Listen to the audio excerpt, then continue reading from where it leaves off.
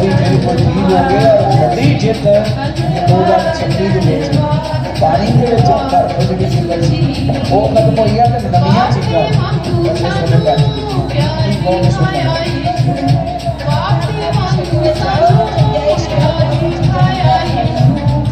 जो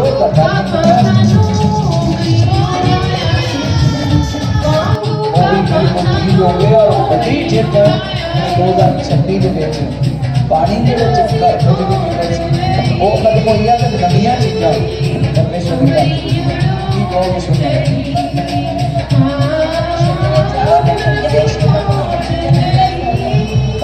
जो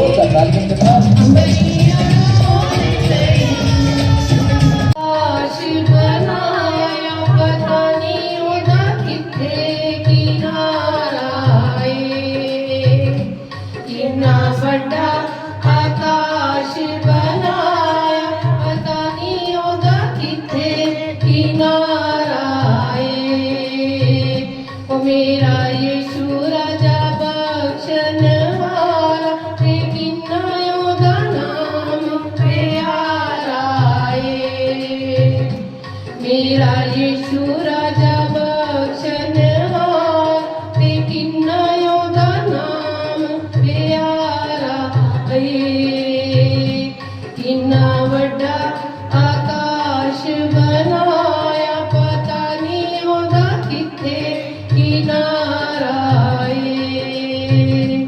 चंद सूरज ते सब ही तारे उसने बनाए सारे। चंद सूरज ते सब ही तारे उसने बनाए सारे। कितना बड़ा आकाश बनाया पता नहीं होगा कितने किनारा है। वो कितना बड़ा आकाश बनाया पता नहीं होगा कितने किनारा है। बंदा मिट्टी दा उसने बनाया साथ जीवन दा ओदे विच पाया। बंदा मिट्टी का उसने बनाया साथ जीवन दा ओदे विच पाया। उन्हें रात ते दिन नू बनाया पानी दे विच लिखिया सारा है। उन्हें रात ते दिन नू बनाया पानी दे विच लिखिया सारा है। कितना बड़ा आकाश बनाया पता नहीं होगा किथे किनारा है। वो कितना बड़ा आकाश बनाया पता नहीं होगा किथे किनारा है।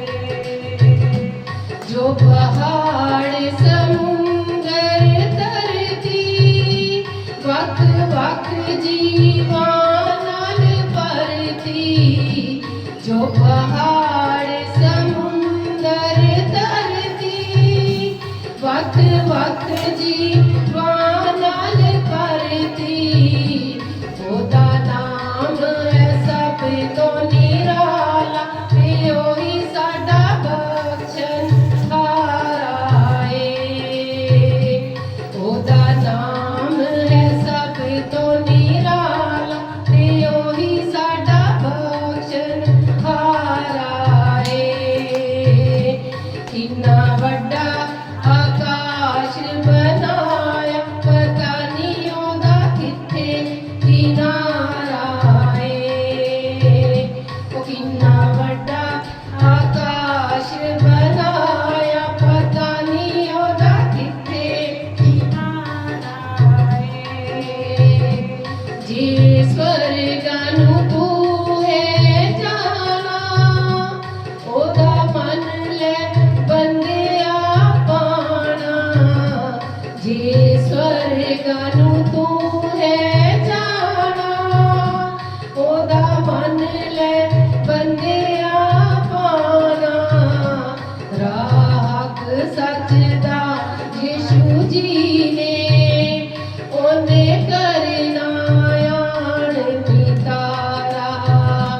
ਰਾਹ ਹੱਕ ਸੱਚ ਦਾ ਯਿਸੂ ਜੀ ਨੇ, ਉਹਨੇ ਕਰਨਾ ਆਣ ਨਿਤਾਰਾ। ਉਹ ਕਿੰਨਾ ਵੱਡਾ ਆਕਾਸ਼ ਬਣਾਇਆ, ਪਤਾ ਨਹੀਂ ਉਹਦਾ ਕਿੱਥੇ ਕਿਨਾਰਾ ਏ। ਕਿੰਨਾ ਵੱਡਾ ਆਕਾਸ਼ ਬਣਾਇਆ, ਪਤਾ ਨਹੀਂ ਉਹਦਾ ਕਿੱਥੇ ਕਿਨਾਰਾ ਏ। ਉਹ ਕਿੰਨਾ ਵੱਡਾ ਆਕਾਸ਼ ਬਣਾਇਆ, ਪਤਾ ਨਹੀਂ ਉਹਦਾ ਕਿੱਥੇ ਕਿਨਾਰਾ ਏ। ਕਿੰਨਾ ਵੱਡਾ ਆਕਾਸ਼ ਬਣਾਇਆ, ਪਤਾ ਨਹੀਂ ਉਹਦਾ ਕਿੱਥੇ ਕਿਨਾਰਾ ਏ। ਪਤਾ ਨਹੀਂ ਉਹਦਾ ਕਿੱਥੇ ਕਿਨਾਰਾ ਏ। ਪਤਾ ਨਹੀਂ ਉਹਦਾ ਕਿੱਥੇ ਕਿਨਾਰਾ ਏ। ਬੋਲ ਮੇਰੇ ਨਾਲ ਬੋਲ ਪਾਖਰੂ, ਬੋਲ ਮੇਰੇ ਨਾਲ ਬੋਲ ਮੇਰੇ ਨਾਲ ਬੋਲ ਪਾਖਰੂ, ਬੋਲ ਮੇਰੇ ਨਾਲ ਬੋਲ ਮੇਰੇ ਨਾਲ ਬੋਲ ਪਾਖਰੂ। ਬੋਲਦਾ ਸੀ ਜਿਵੇਂ ਕਦੇ ਮੂਸਾ ਨਾਲ ਤੂੰ, ਬੋਲਦਾ ਸੀ ਜਿਵੇਂ ਕਦੇ ਮੂਸਾ ਨਾਲ ਤੂੰ। ਬੋਲ ਮੇਰੇ ਨਾਲ ਬੋਲ ਮੇਰੇ ਨਾਲ ਬੋਲ ਪਾਖਰੂ, ਬੋਲ ਮੇਰੇ ਨਾਲ ਬੋਲ ਮੇਰੇ ਨਾਲ ਬੋਲ ਪਾਖਰੂ। ਬੋਲ ਮੇਰੇ ਨਾਲ ਬੋਲ ਮੇਰੇ ਨਾਲ ਬੋਲ ਪਾਖਰੂ, ਬੋਲ ਮੇਰੇ ਨਾਲ ਬੋਲ ਮੇਰੇ ਨਾਲ ਬੋਲ ਪਾਖਰੂ। ਬੋਲ ਮੇਰੇ ਨਾਲ ਬੋਲ ਪਾਖਰੂ। ਐਸਾ ਤੂੰ ਕਰਮ ਕਰ ਮਿਲੇ ਸ਼ਿਫਾ, ਤੇਰੇ ਵੱਡੇ ਕੰਮਾਂ ਦੀਆਂ ਗਾਵਾਂ ਮੈਂ ਸੁਣਾਵਾਂ, ਤੇਰੇ ਵੱਡੇ ਕੰਮਾਂ ਦੀਆਂ ਗਾਵਾਂ ਮੈਂ ਸੁਣਾਵਾਂ। ਮੇਰੇ ਉੱਤੇ ਹੱਥ ਰੱਖ ਫਜ਼ਲਾਂ ਦਾ ਤੂੰ, ਮੇਰੇ ਉੱਤੇ ਹੱਥ ਰੱਖ ਫਜ਼ਲਾਂ ਦਾ ਤੂੰ। ਬੋਲ ਮੇਰੇ ਨਾਲ ਬੋਲ ਮੇਰੇ ਨਾਲ ਬੋਲ ਪਾਖਰੂ, ਬੋਲ ਮੇਰੇ ਨਾਲ ਬੋਲ ਮੇਰੇ ਨਾਲ ਬੋਲ ਪਾਖਰੂ। ਬੋਲ ਮੇਰੇ ਨਾਲ ਬੋਲ ਮੇਰੇ ਨਾਲ ਬੋਲ ਪਾਖਰੂ। ਬੋਲਦਾ ਸੀ ਜਿਵੇਂ ਕਦੇ ਮੂਸਾ ਨਾਲ ਤੂੰ, ਬੋਲਦਾ ਸੀ ਜਿਵੇਂ ਕਦੇ ਮੂਸਾ ਨਾਲ ਤੂੰ।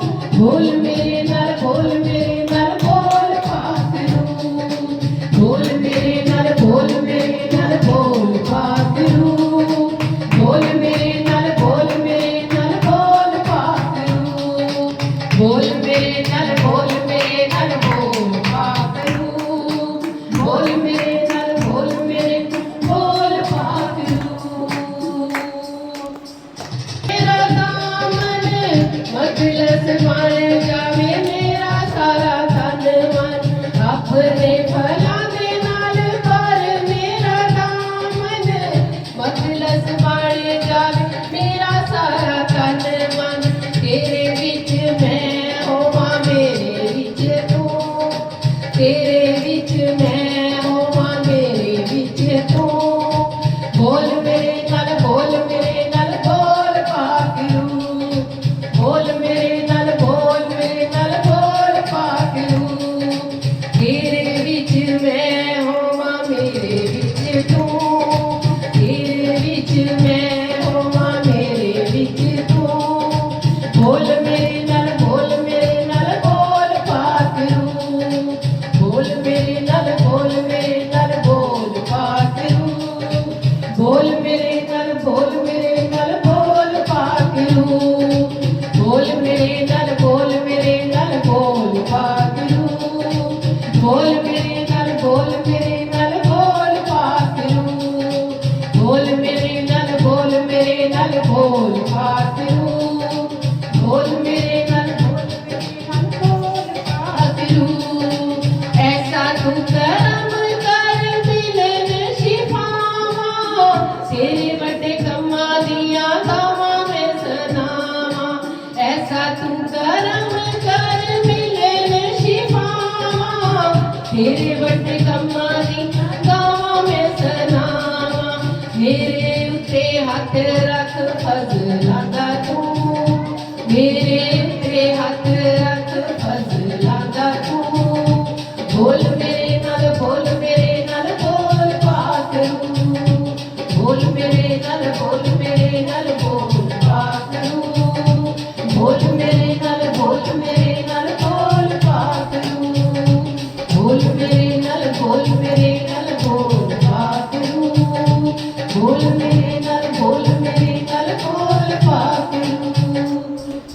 मेरे नाल बोल पाकरू हालेलुया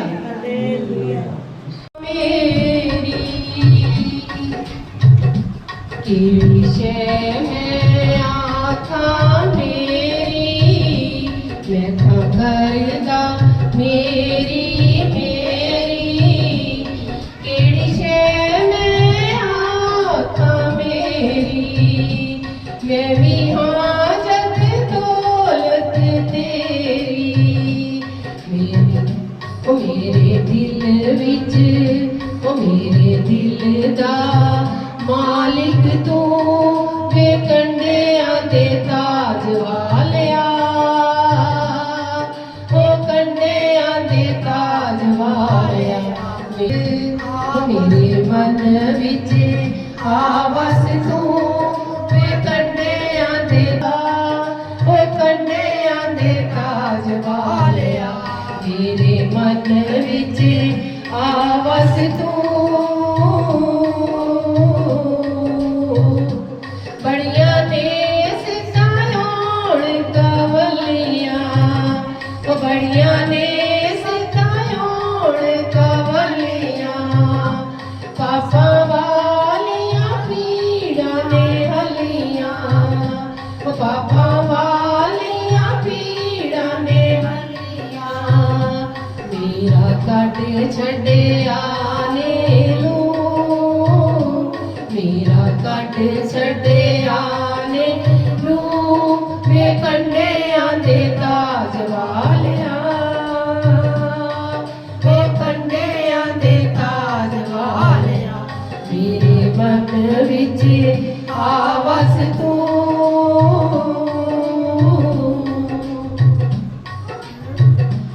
जावांगा की जग उतों लैके मैं जावांगा की जग उतों लैके छड्डिया गया मैं छज विच बह के ओ छड्डिया गया मैं छज विच बह के तुमिया गया मैं वांगर रूं तुमिया गया मैं वांगर रूं वे कंडियां दे ताज वालिया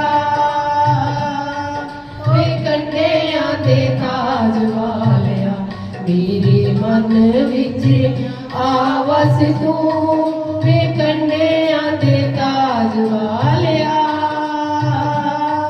वे कंडियां दे ताज वालिया मेरे दिल दा मालिक तू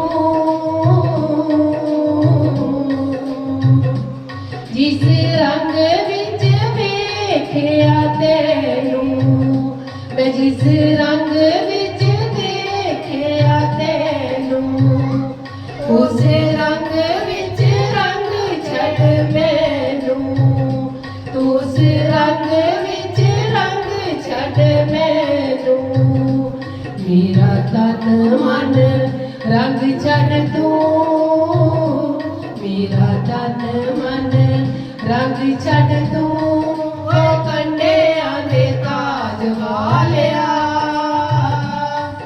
ओ कंडियां दे ताज वालिया मेरे दिल दा मालिक तू मेरे दिल दा मालिक तू ओ कंडियां दे ताज वालिया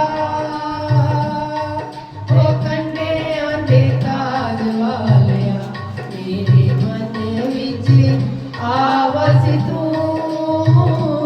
मेरे मन विच आवास तू ओ कंडियां दे ताज वालिया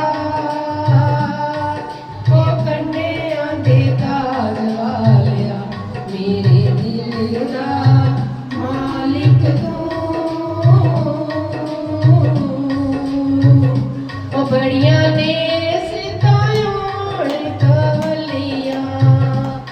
बड़िया ने सतायोड़ कवलियां पापा वालियां पीड़ा ने हलियां ओ पापा वालियां पीड़ा ने हलियां मेरा कट छड़िया मेरू मेरा कट छड़िया मेरू ओ कंडिया दे ताज वालिया ओ कंडिया दे ताज वालिया मेरे दिल दा मालिक तू मेरे दिल दा मालिक तू मैं कंडिया दे ताज वालिया ओ कंडिया दे ताज वालिया मेरे मन विच आवस तू मेरे मन विच आवस तू ओ कंडिया दे ताज वालिया ओ कंडिया दे ताज वालिया मेरे दिल दा मालिक तू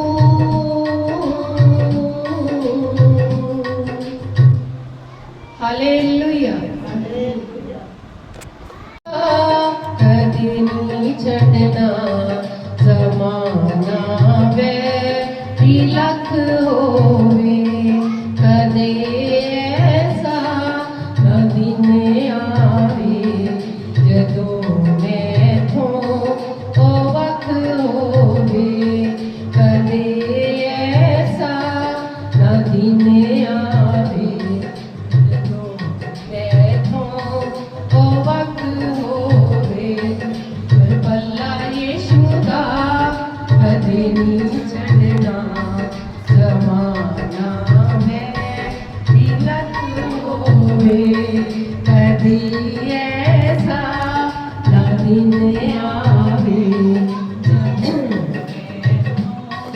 ओ वक्त होवे मैं हुक्म ते ओदी सदा चलदा रहांगा मुनाजी हमेशा ओदी करदा रहांगा मैं भला मसीहा दा कदे भी नहीं छड़ना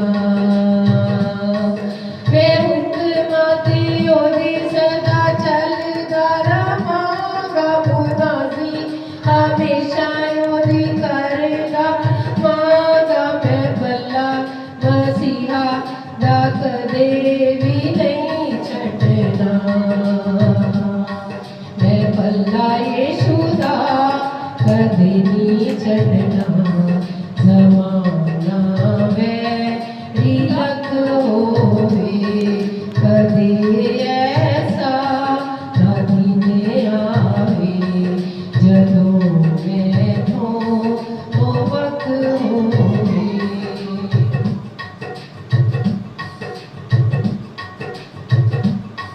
ओदे कदमां ते बंदगी च मैं हर एक पल गुजारांगा इबादत कर के सजदे च मैं किस्मत नूं सवारांगा मैं जो मंगना मिलेगा जे कदे मैनूं ना शक होवे मैं जो मंगना मिलेगा जे कदे मैनूं ना शक होवे कदे ऐसा ना दिन आवे जदों मैथों ओ वक्त होवे कदे ऐसा ना दिन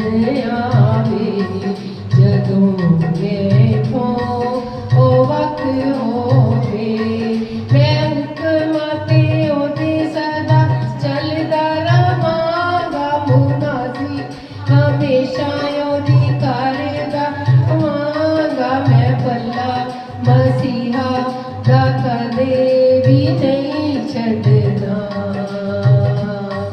मैं हुक्म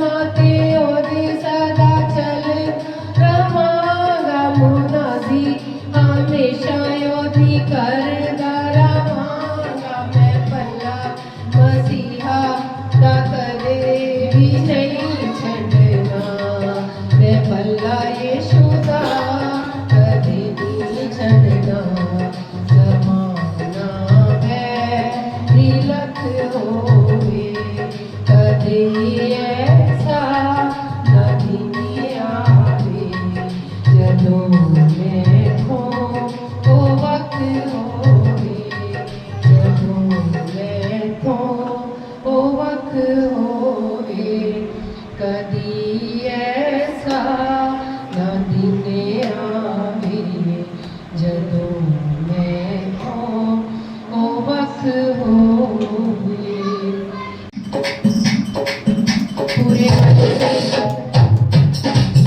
पूरे मन से करो स्वागत पूरे मन से करो स्वागत पूरे मन से करो स्वागत पूरे मन से करो स्वागत खुदा के पागरू का खुदा के पागरू का जीवन में करो पूरे मन से करो स्वागत पूरे मन से करो स्वागत पूरे दिल से करो पागरू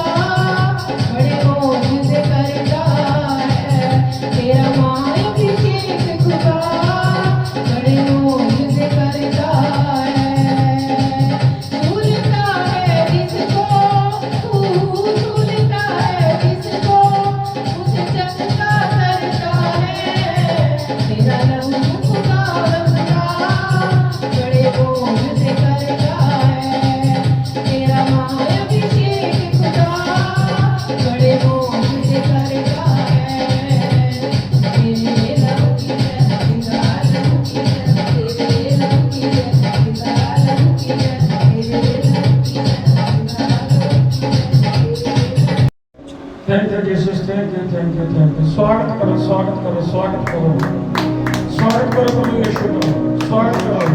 क्योंकि इन दिनों वो मुर्दों के बीच में से जितना मृत्यु से जितना वो 40 तक रहे और अपने परमेश्वर जो उनके पिता यहोवा है उनका वो समाचार सुसमाचार उन्होंने सुनाया और अपने जीवन को सिद्ध किया। प्रभु यीशु की तरह हमें भी अपना जीवन सिद्ध करना है, सिद्धताई लानी है अपने जीवन में और हमें खोज करनी है परमेश्वर की।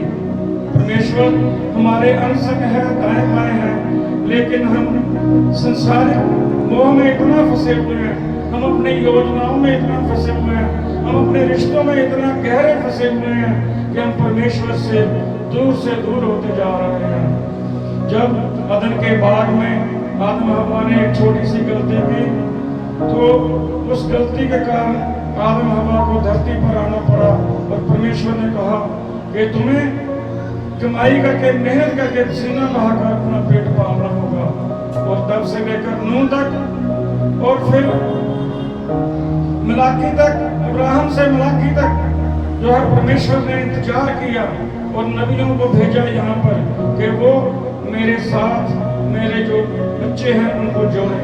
लेकिन वो नबी सिर्फ भविष्यवाणी ही कर सके, परमेश्वर उनसे अपने दिल की बातें करता था कि जो याजक बलियां चढ़ाने के नाम पर अकूत धन संपत्तियां बना रहे हैं, वो जब उनके पास ज्यादा पैसा आ रहा है तो वो व्यभिचार में आ रहे हैं, वो अपनी पत्नियों से विश्वासघात कर रहे हैं, वो बाहर व्यभिचार कर रहे हैं, वो निर्बलों को लूट रहे हैं, वो निर्दोष बलियों की बजाय बीमार, अंधे, लंगड़े और जो अंगहीन पशु हैं उनकी बलियों को दे रहे हैं और सहमति से बलि जो है वो नहीं है, वो उन पर दंड लगा कर बलियां लेते हैं। इससे परमेश्वर बहुत दुखी था। इसीलिए परमेश्वर ने अपने पुत्र को भेजा और जो लोग अपने जीवन को प्रभु यीशु की तरह सिद्ध कर पाए वो प्रभु के पास सीधा गए और स्वर्ग में गए। लेकिन जो याजक थे जिन्होंने वहां व्यभिचार फैलाया वो सीधा मौत के मुंह में गए, क्योंकि इस बात का गवाह सीधा परमेश्वर है कि उसने बोला था मलाकी 2:14 में, क्योंकि यहोवा तेरी और तेरे उस जवानी की संगनी ब्याही हुई स्त्री के बीच में साक्षी है। इसलिए परमेश्वर जो है वो गवाह है हमारे बीच में। वो गवाह होने के कारण हमारा फर्ज बनता है कि हम परमात्मा को शोकित न करें। जो आत्मा उसने हमारे साथ बांधी है, जिसके साथ हमारा विवाह हुआ है, हम उसी के साथ आत्मिक होकर चले, ताकि आगे से हमारे बच्चे जो आत्मिक हों वो प्रभु के मिशन को लेकर चले और प्रभु के नाम में रहें, प्रभु के साथ रहें। जैसे एक घर में एक बड़ा बुजुर्ग होता है और वो परिवार को लेकर चलता है, वो सबकी बातें सुनता है, लेकिन वो किसी से कुछ कहता नहीं है। और समय आने पर वो सबको बताता है कि ये काम ऐसे नहीं, ऐसे होगा। ठीक ऐसे ही परमेश्वर यहोवा ने नबियों को बुलाया, नबियों के पास गया, अपने दिल का दर्द उनको बताया और उनको बोला कि इनको फटकार लगाओ याजकों को। और मलाकी ने उन याजकों को फटकार लगाई कि जो मूसा ने एक व्यवस्था शुरू की थी, नबी मूसा, उन्होंने बोला था कि जो पाप लोग करते हैं वो बलि दे, लेकिन उसका दुरुपयोग होने लगा और उस व्यवस्था को लोगों ने खराब कर दिया याजकों ने। और इसलिए प्रभु को अपने पुत्र को भेजना पड़ा, क्योंकि जब तक कोई सिद्ध जीवन जीने वाला यीशु की तरह यहाँ नहीं आता तो प्रभु का मिशन पूरा नहीं होना था।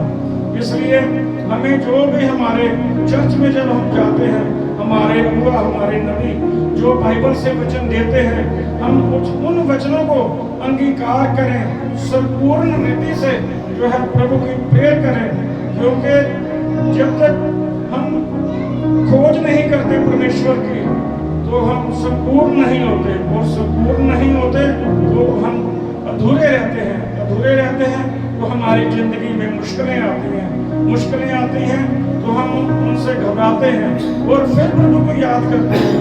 लेकिन हमें इस बात का ध्यान रखना है कि जिस यहोवा ने हमें इस धरती पर भेजा है, जो सृष्टि को चलाने वाला है, हमें उसके साथ अपना रिश्ता और गहरे से गहरा बनाना है, अपने जीवन को सिद्ध करना है और सिद्ध जीवन प्रभु यीशु की तरह उसके साथ लगाना है।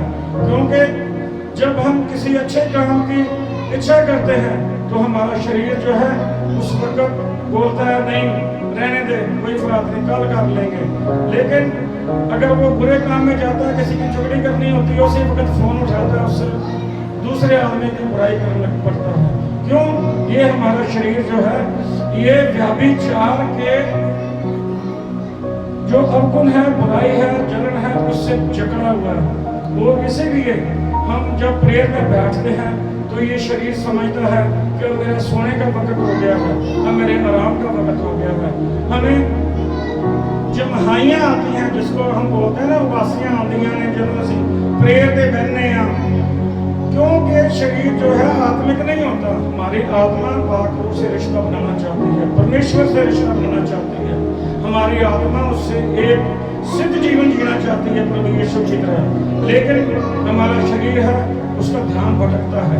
शाम को, रात को जब भी हम प्रेयर पर प्रभु के साथ एकजुट होना चाहते हैं तो कभी हमारा ध्यान बच्चों की तरफ जाता है, कभी कारोबार की तरफ जाता है, कभी किसी रिश्तेदार की तरफ जाता है कि उसका क्या हाल होगा, वो मेरा कारोबार कैसा चल रहा है, मैं कैसा हूँ आज बिजनेस में, आज मैंने कितना प्रॉफिट कमाया, या इन बातों से हट जाएगा तो उसको उबासियाँ आएंगी, नींद आएगी। इसलिए हमें जो है, जब हम प्रेयर पर बैठे प्रभु के साथ अपना गहरा रिश्ता कायम रखें तो अपने शरीर को डांटें कि उसको बोले, ओए सुधर जा, इस अपने किसान के बैल की तरह मत बन कि जो बाजार में गया और सामान लेकर आया, तुझे उसने खोल दिया, तू आते ही लेट गया आराम करने के लिए। तू किसान का बैल नहीं है, तू प्रभु यहोवा का, परमेश्वर यहोवा का तू बेटा है। तुझे अपने पिता के साथ, अपने परमेश्वर के साथ एक गहरा रिश्ता रखना है, एक सिद्ध जीवन जीना है। तुझे अपनी कोई योजना नहीं बनानी है। जो योजना तेरे लिए तेरे परमेश्वर ने, तेरे बाप ने, तेरे पिता ने बनाई है, उन योजनाओं को उस पर अमल करने दे। अपनी योजनाओं को छोड़, अपना जो है नजरिया, पिछला जीवन उसको छोड़। क्योंकि जिस शरीर के लिए तू चिंता करता है, अगर तेरे शरीर से तो उस प्रभु की, उस यहोवा की आत्मा जो तेरे अंदर है जब निकल गई, तो जिनके लिए तू चिंता करता है, जिनके लिए तू पैसा जोड़ता है, वो तुझे दूसरे ही दम जमीन दोज कर देंगे, तुझे भूल जाएंगे और साबुन से हाथ धोएंगे और कहेंगे छू पैसा इसका आ गया पूरे का, या इसका माता का पैसा आ गया, चलो जान छूटी सेवा करनी पड़ती है। इसलिए हमें इन रिश्तों को एक सही टाइम करना चाहिए और उसके बाद में साथ साथ अपना जो एक संपूर्ण जीवन है वो प्रभु यीशु की तरह संपूर्ण जीवन, सिद्ध जीवन जीना चाहिए। और प्रभु जो है हमारे यहोवा, उनके सामने अपने अपने परिवारों को लाते हैं, परिवारों को लाते हैं और परिवार पाक रूप जो प्रभु यीशु ने यहाँ पर भेजी थी, हम उसके सामने सिंहासन पर प्रभु बैठे हैं यहोवा, उनके साथ में उनका बेटा यीशु जी हैं और पाक रूप। हम तीनों के सामने अपना सर झुकाते हैं और उनसे प्रेयर करते हैं कि ऐ प्रभु, हम तेरे बच्चे हैं, हम तुझसे गहरे से गहरा और गहरा रिश्ता रखना चाहते हैं, हम अपने जीवन को सिद्ध करना चाहते हैं प्रभु यीशु की तरह। हम सारा संपूर्ण जीवन जो है अपना वो तेरे नाम लगाना चाहते हैं। हम संपूर्ण जीवन जो है वो तेरे मिशन में लगाएंगे। हमको ब्लेस करो। आज हम जाएंगे उस नबी को जिसके पास प्रभु का संदेश था, कि उस नबी ने उस संदेश को सुना और क्या बोला हमारे लिए कि हम क्या अपनी जिंदगी में करें ताकि हमारा जीवन सिद्ध हो, यीशु की तरह हो, हम में शारीरिक बुराइयां ना हो। पहला पत्रस 3 अध्याय और आयत 7।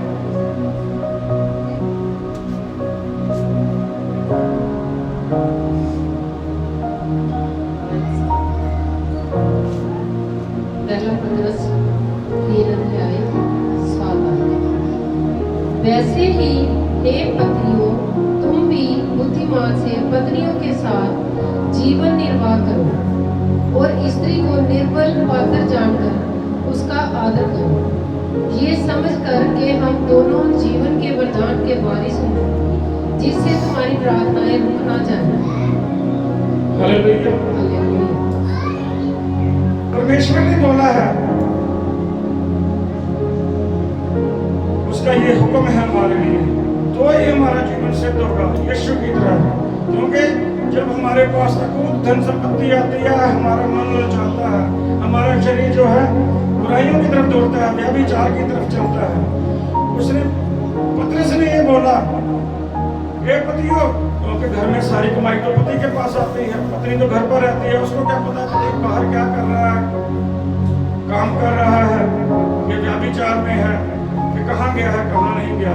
तो वो पतियों को डांट रहा है, हे पतियों, तुम भी बुद्धिमानी से पत्नियों के साथ जीवन निर्वाह करो और उनको निर्बल पात्र जानकर उनका आदर करो, ये समझ करके हम दोनों जीवन के वरदान के वारिस हैं, जो परमेश्वर यहोवा ने हमारे सिरों पर अपने हर्ष का तेल लगाया है, हमारे सिरों पर अपना ताज पहनाया है। हम उस वरदानों के वारिस हैं और उस वरदानों के कारण जो है शैतानी बुरी शक्तियां, जो जादू टोना क्लेश, ये बीमारियां, दुष्ट आत्माएं हैं, वो हमारे नजदीक नहीं आ सकती। और जब हम उन वरदानों के हम वारिस हैं तो हमारी प्रार्थना नहीं रुक सकती, और जब हम प्रार्थनाएं करेंगे तो हमारा जीवन सिद्ध होगा यीशु की तरह। हम संपूर्ण जीवन अपने परमेश्वर सेनापति यहोवा के साथ लगाएंगे तो हम प्रभु यीशु की तरह हो जाएंगे। हाँ जी, आगे बढ़ा जाए।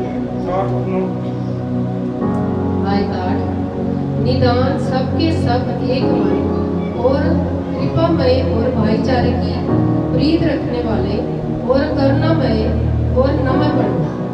आयत 9, बुराई के बदले बुराई मत करो और ना गाली के बदले गाली दो, पर इसके विपरीत आशीष ही दो, क्योंकि तुम आशीष के वारिस होने के लिए बुलाए गए हो। हालेलुया। हालेलुया। पतरस नबी बोल रहा है कि आप सब जो पुरानी जिंदगी है उसको भूल जाओ, जो तुमने किया उसको भूल जाओ, जो तुम्हारी योजनाएं हैं उसको भूल जाओ।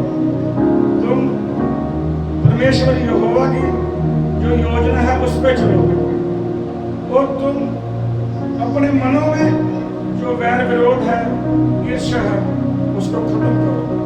अपने मनों में दयालुता लाओ, एक दूसरे से भाईचारा रखो, मन में प्रेम और विश्वास रखो, और दूसरों के प्रति विनम्र बनो, गुस्सा ना करो, किसी से लड़ाई ना करो, झगड़ा ना करो, तो ही तुम अपना जीवन सिद्ध करोगे और परमेश्वर यहोवा से अपना रिश्ता और गहरे से गहरा बनाओगे, और तो ही तुम्हारा जीवन संपूर्ण होगा और तुम अधूरे नहीं कहलाओगे।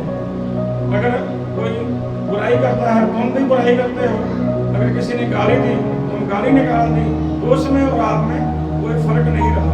अगर कोई आपको गाली निकालता है, आपकी बुराई करता है, तो आप उसके लिए प्रेयर करो, परमेश्वर यहोवा के सामने, यीशु के सामने प्रेयर करो कि परमेश्वर इनके मनों में भरा हो, ये नहीं जानते ये क्या कर रहे हैं, क्योंकि हम इस धरती पर आए हैं आपसे एकजुट होने के लिए, आपके साथ गहरे से गहरा रिश्ता बनाने के लिए। आपकी योजनाएं जो है, आपका जो मैप है, आपने जो हमारे लिए सोचा है, वो एक पिता अपने बच्चों के लिए सही सोचता है। हमारी अपनी सोच कुछ नहीं है, आप जो सोचते हैं वही हमारे लिए ठीक है। हम आपके वारिस हैं, आप हमारे लिए जो करोगे अच्छा करोगे। हम आपसे आशीष के वारिस हैं और आशीष ही आपसे चाहते हैं। हम अपनी पुरानी गलतियों के लिए, अपनी पुरानी योजनाओं को छोड़ते हैं, आपकी तरफ एक कदम और आगे बढ़ाते हैं। हाँ जी, अब पढ़ा जाए, मलाकी नबी को देखेंगे अध्याय 2 और चलो।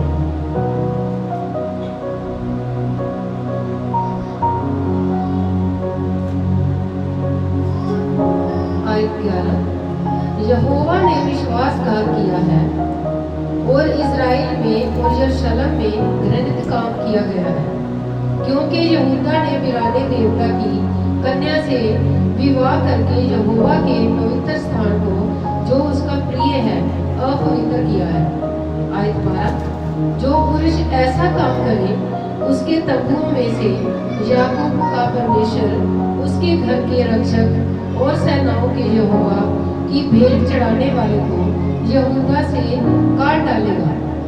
आयत 13, फिर तुमने ये दूसरा काम किया है कि तुमने यहोवा की वेदी को रोने वालों और आहें भरने वालों के आंसुओं से भिगो दिया है, यहाँ तक कि वह तुम्हारी भेंट की ओर दृष्टि तक नहीं करता और ना प्रसन्न होकर उसको तुम्हारे हाथ से ग्रहण करता है। तो पूछते हो ऐसा क्यों है? आज 14, इसलिए क्योंकि यहोवा तेरे और तेरे इस जवानी की सगनी और ब्याही हुई स्त्री के बीच साक्षी हुआ था, जिसका तूने विश्वासघात किया है।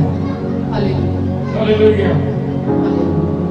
फिर वचन में आया है कि जब हमने शादी की तो परमेश्वर हमारे बीच में एक गवाह है और हमने उसके सामने वचन दिया था कि ये मेरी जीवन संगनी है, मैं इसके साथ प्यार से रहूंगा, आपके वचन में रहूंगा।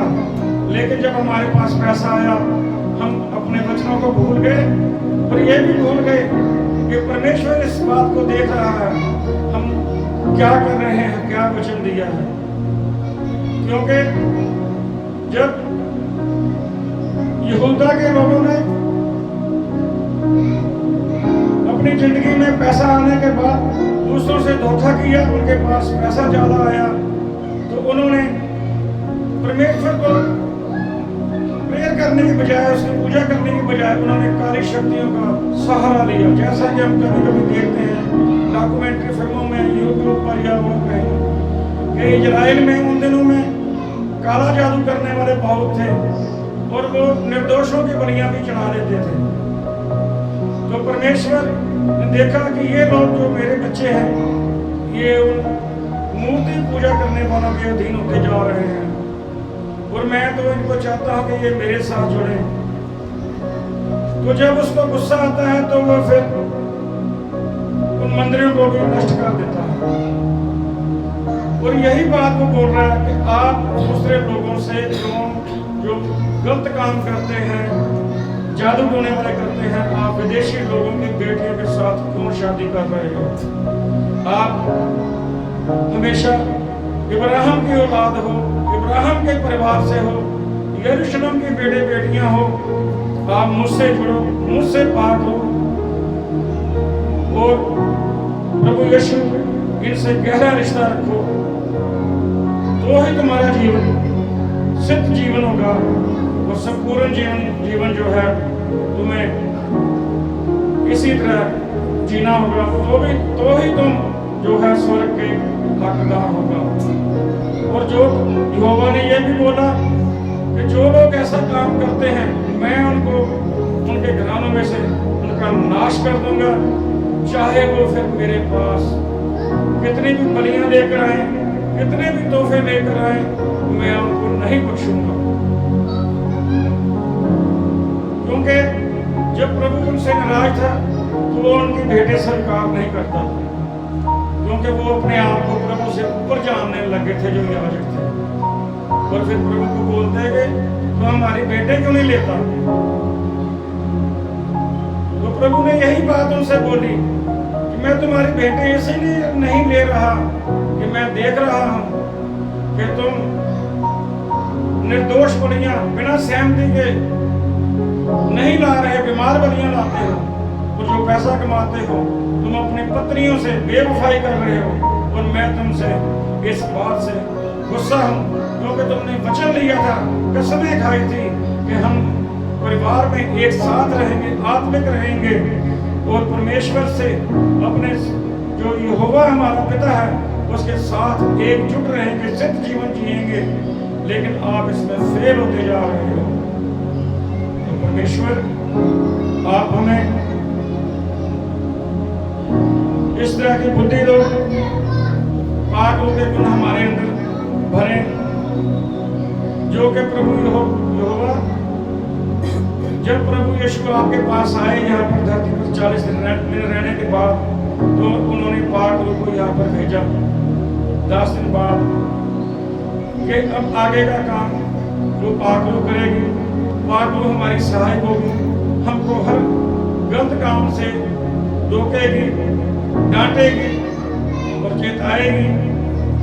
और वो पाक रूह अपने महासामर्थ से, जो आपने उसको महासामर्थ दी, उससे वो हमारे साथ, जब हम आपकी प्रेयर में बैठते हैं, वो पाक रूह हमारे सिरों पर उतरता है, और जब हम उसको अपने अंदर लेते हैं, पाक रूह को, उसके गुण हमारे अंदर आते हैं, तो हमारा जीवन सिद्ध हो जाता है, हमारा रिश्ता आपसे और गहरा हो जाता है। यहोवा हमारे सिरों पर आपका हर्ष का तेल लगा है। आज सबका दिन है, और ये वो समय है जब लोग अपने अपने, कोई दुकानें बंद कर रहा है, कोई खजाने गिन रहा है, तो लेकिन जो आपकी योजना में है, जो आपकी योजना में अमल करता है, जो आपकी योजना में विश्वास रखता है, जो आपसे जुड़ जाता है, उसके सामने सारी दुनिया की धन दौलत आ जाती है। जब हम परमेश्वर से बुद्धि मांगते हैं, तो उसके पीछे धन दौलत अपने आप जुड़ जाती है।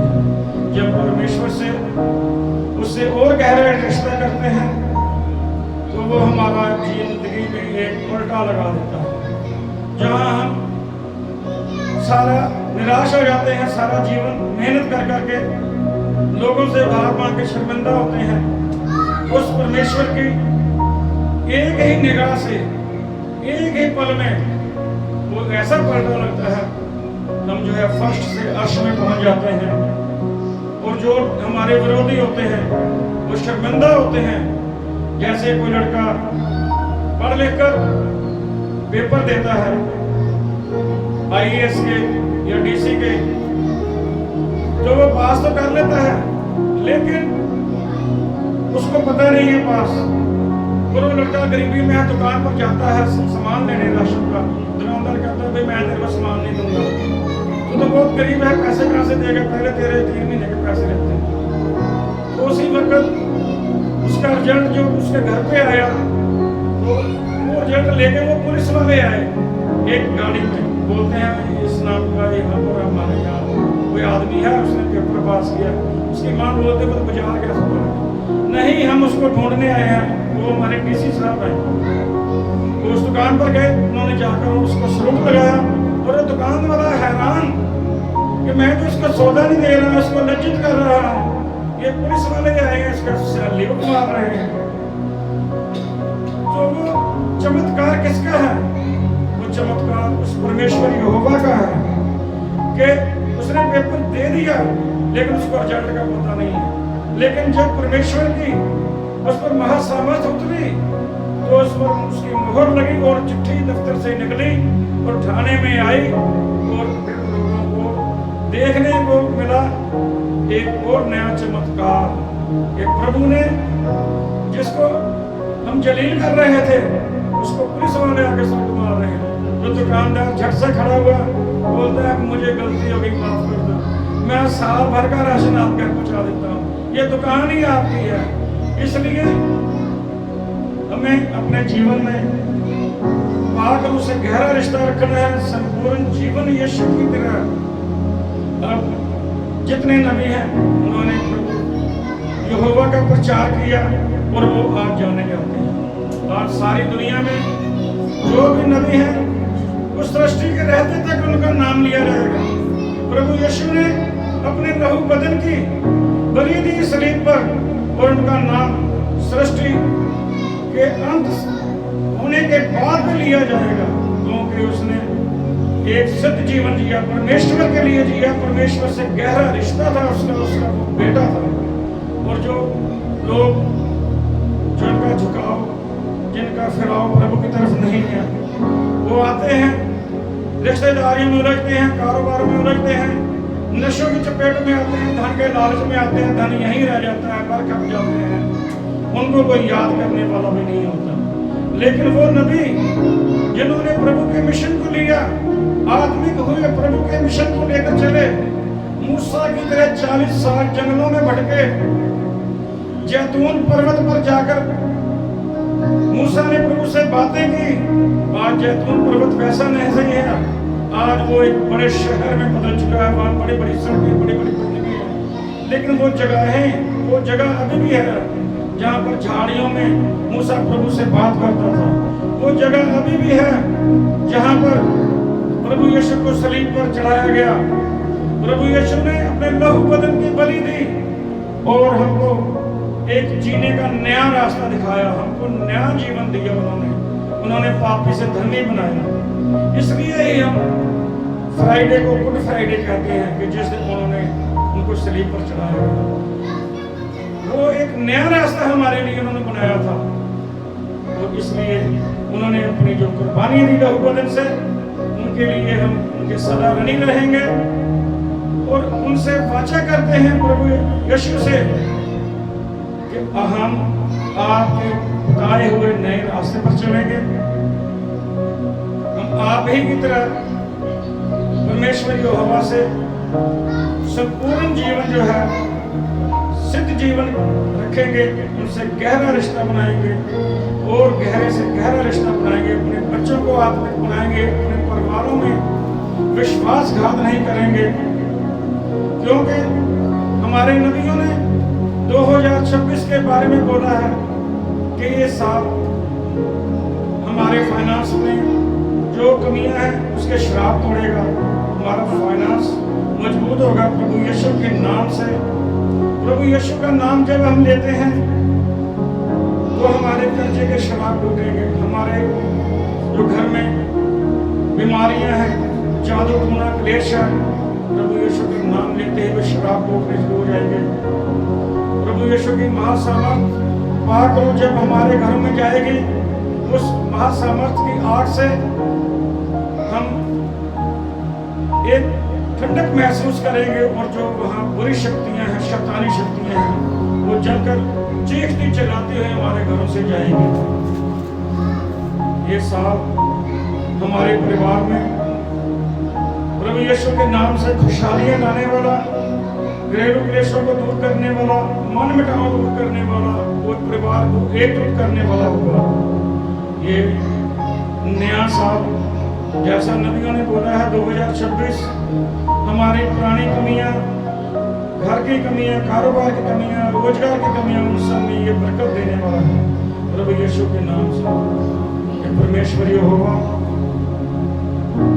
इस शाम के वक्त हम सब आपके सिंहासन के सामने प्रेयर में बैठे हैं, आपके चरणों में यही प्रेयर करते हैं कि आपकी महासामर्थ हम पर हमेशा बनी रहे, आपकी पाक रूह हमेशा हमारी निगहबान रहे, आपके स्वर्गदूत हमेशा साथ जाएं और हम जहां भी जाएं उन घरों में ये लगे कि यहाँ पर परमेश्वर यहोवा के स्वर्गदूत आए हैं।